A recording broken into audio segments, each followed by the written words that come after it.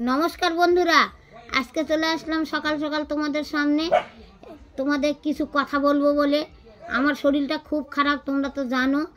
কালকে পয়লা বৈশাখ, আজকে সংক্রান্তি, কালকে পয়লার দিন।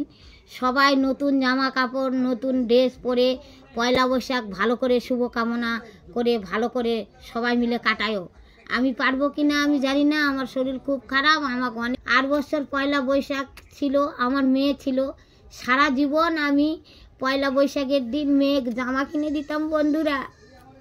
আর আজকে আমার মেয়ে ছেড়ে চলে গেল। কালকে আমি কিভাবে কাক জামা কিনে দিব আর কাক জামা পরাবো? যতই কষ্ট হোক আমি মানুষের বাড়িতে কাজ করে নিয়ে আসে আমি মেয়ে জামা কিনে দিছি। 50 টাকা দামের হোক আর 100 টাকা দামের হোক আমি দিছি জামা কিনে। আর আজকে আমার ঘরের কৃষ্ণ যাই হোক টাকা দিচ্ছে, একটা ভালো জামা কিনে দেওয়ার মতো শক্তি আমার হাতে। আজকে আমার চাল আমার ছেড়ে চলে গেছে।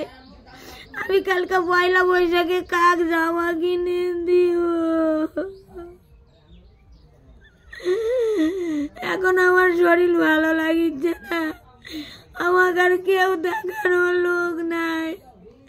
কাল কিন্তু আমার চাল চলে যাওয়াতে আমার আজকে খুব মনের দুঃখ। আমি কালকে পয়লা বৈশাখ কেমন করে নতুন শাড়ি পরবো একা একা?